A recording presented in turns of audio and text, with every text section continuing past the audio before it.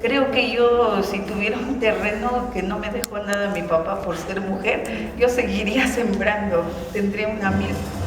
Pero bueno, no, ya y yo sigo sembrando allá en el solar de la casa, cada año siembro calabaza, siembro unas plantas de maíz, como si fuera un terreno, es poco, es mínimo, pero sí se sigue dando aquí en la tierra de Milpalta. Y pues lo que se trata de aquí es de ver que todo eso servía para la alimentación pues de toda la familia y si había excedentes pues se llevaba al mercado, se venía al mercado a vender, como hasta hoy sigue siendo, ¿no? Pero en ese tiempo solo había 2 días de plaza que se podía traer, que era el lunes y sábado. Miércoles también. También era miércoles. Eran 3 días, ahora ya es diario, pero antes eran lunes, era miércoles y sábado. Los excedentes se traían a vender cuando había mucha calabaza fresca, chilacayotes, chiles verdes, y algunas personas llegaban a sembrar, a cultivar el amaranto, y también se daba muy bien. El amaranto, pues cuando se secaba, que era en la Navidad, se cosechaba y mucha gente hacía sus propias barritas de alegría, ¿no? Que lo conocemos, el amaranto es la alegría. En mi caso, y me acuerdo que mi abuelita materna, hacía el amaranto con miel pura. Antes había muchos productores en San Juan Tepenagua de miel pura. Y ella mi abuelita sembraba en sus terrenos amaranto y se daba mucho, ella lo sabía preparar. Entonces yo siempre viví con mis 2 abuelas y de ellas aprendí, y obvio que mi mamá pues también sabía hacerlo, yo aprendí de ellas y pues no se me olvida, ¿no? Todos los productos cuando son verdes se aprovechan en la cocina, es lo que ahora llaman platos o platillas, ¿no? Antes era la comida diaria, la comida para fiestas. Y después, cuando ya llega la madurez, todos los productos como el maíz, las calabazas, también salen los huitlacoches cuando es la época de lotes. Esa es una semilla que es especial para hacer pozole, es el cacahuacintle, porque nuestra semilla era otra, no tienes la que sembrábamos nosotros. Esa semilla era la que nosotros teníamos ahí en San Jerónimo. Esa era la semilla que sembrábamos. Era el blanco, el que los abuelitos le decían chistocli, que era el maíz pinto, el que tiene granos de colores, el rojo, el azul, y todo ese tipo de semilla era lo que sembraban y se cosechaba así. Y cuando ya llegaba la madurez, cuando ya estaba en la época madura el elote, pues se convierte en mazorca, y de la mazorca pues ya es maíz, ¿no? El maíz rojo se utilizaba siempre, como es de una consistencia más suave, siempre se utilizaba para dorar y hacer pinole. ¿Cuál, perdón? El maíz rojo. El rojo. El rojo. También el maíz azul se podía hacer pinole, pero es mucho mejor el rojo porque es más suave y truena más mejor en el comal. Pero para hacer el pinole también hay que saber hacerlo, porque si se quema, pues no truena y se quema y no queda bien, se amarga. El pinole se amarga. Entonces hay que saber hacerlo, ¿no? Y con el pinole, pues, ¿qué se hace? El atole, sobre todo en las grandes fiestas, en las mayordomías, y el maíz blanco o el maíz azul o el maíz para hacer tamales. Miren, yo todavía tengo la costumbre de hacer tamal, yo bato, esa soy yo, y mi hija me tomó la foto porque yo sí hago los tamales todavía. Y bato la masa con la mano, no, porque es bien diferente la consistencia de la masa batida a mano que con la máquina. Sí, es muy diferente. Y además, como la máquina no la lavan enseguida, si no hace luego el tamal, empieza a fermentar la masa, se empieza a echar a perder. Y en cambio, batida con la mano, lo deja reposar y le puede durar hasta una noche, y los puede hacer hasta al amanecer.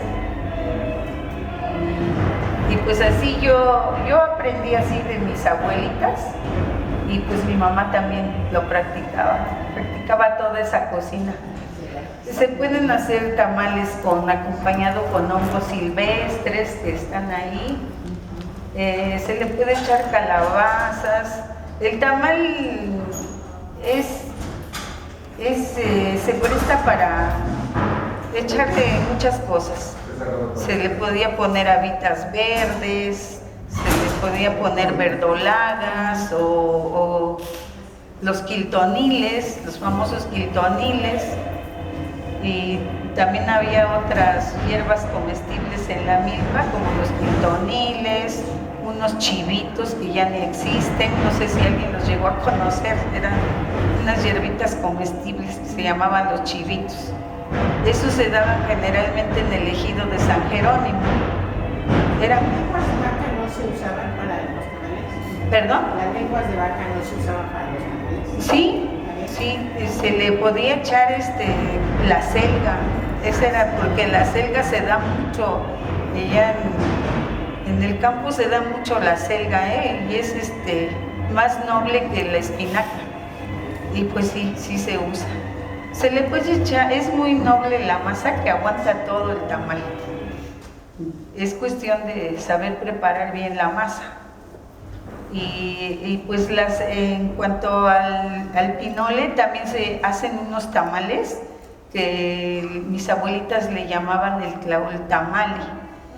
Consisten en batir el pinole con haba en polvo. Se dora el haba y se muele, y entonces ya se juntan las dos y se hace una masita y se bate con el tequesquite. Se bate el tequesquite y se bate con el agua de tequesquite, y se bate el piloncillo y se endulza con piloncillo, y se bate bien hasta que quede muy bien. ¿Con manteca? No, eso es así, es totalmente como vegano el tamal, muy rico y no hace daño porque es libre de grasa y de todo.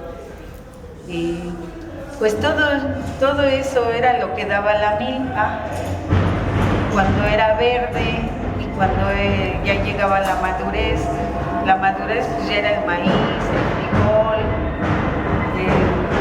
se daban los chiles verdes, todas las hierbitas, las verdolagas, el guasoncle. Algunas personas le metían guasoncle en la milpa, entre medio, y todo se daba. Yo creo que eran tierras muy descansadas y todo se daba. Yo recuerdo que todo se daba y todo lo aprovechaba la gente. Eso era del pueblo de San Jerónimo. Los ejidos y otras tierras que tenían particulares, no había nopaleras como en la actualidad, todo era milpa, y los nopales que les llamamos los chamacueros, esos eran, y daban nopalitos. Cuando son tiernos son bien ricos, además de que daban tunitas. Las tunas eran bien ricas y no tenían tanto huesito. Eran muy ricas las tunas, y pues las cortábamos, pues eran silvestres. Toda la gente que quería ir y las encontraba primero, pues las cortaba. Y todas las habas verdes para hacer preparar habas hervidas, prepararlas con su cilantro picado y su aderezo de aceite de oliva. Ahí se podían hacer variedad de comidas con todas esas cosas de productos de la milpa. Ajá. Con el haba seca se hacía una comida que se llamaba el aguaxtlapozón, que consistía en dorar el haba bien doradita sin quemarla, y se ponía a hervir el agua. Cuando ya estaba hervida y los nopales chamacueritos ya peladitos y lavaditos se partían a la mitad y ya se echaban el agua caliente con los nopales y se le echaba la rama de pasote y sal, y eso era lo que comíamos anteriormente. Yo recuerdo que había un guiso que se llamaba habas ensapatadas, porque eran con toda la cascarita. Probablemente sean esas, pero yo las conocía como el aguasclapos.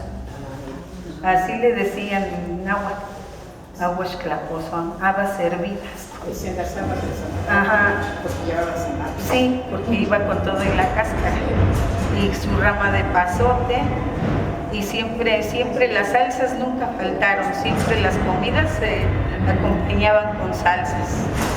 Podía ser salsa verde, de chiles verdes, o salsa con chiles secos, que son los catarinos, los cascabeles. Era lo que siempre usaban las personas de antes. El chile cascabel se usaba mucho, el catarino. Y esas eran las salsas que siempre nos hacían. Siempre la salsa nunca faltaba en la mesa, acompañando todos los productos del campo. Y pues eso era la producción del campo, cuando todo estaba verde. Y ya cuando llegaba su madurez, pues llegan las habas secas, los chiles verdes se ponían rojos y se secaban, y cuando estaban secos igual son bien ricas, se usan para hacer comidas con carne de puerco. Se molían esos chiles y se le acompañaba con calabacitas, a todo le podía poner de todo, hierbas verdolagas. Y la calabaza, cuando estaba en su madurez, pues ese era el producto, ¿no? Partirlo y cocerlo con piloncillo. El necuatole, sí.